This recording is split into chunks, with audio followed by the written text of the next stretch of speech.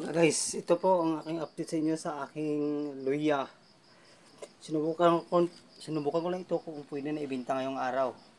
Sinubukan ko sa amin ditong lugar kasi may magbibili po ng 10 kilos. Subukan lang natin kung pwede na ito sa inyo. Ito po ay hindi hybrid. Bisaya ito na luya. Ito siya. Sinubukan ko lang guys. Ito siya. Kung pwede natin ibenta o hindi. Pero kung sa amin lang dito sa aming barangay, pwede ito ibenta. Pero kung sa mga bayan na malalaki na, hindi na pwede ibenta. Update ko lang yan guys, kung pwede na ito ibenta. Kung may kayo sa ilalim, kung pwede na ito ibenta. Kasi marami doon sa mataas. Estimation na sa 20 sacks. Sinubukan ko lang ito harvesting ngayong araw. Kung pwede na.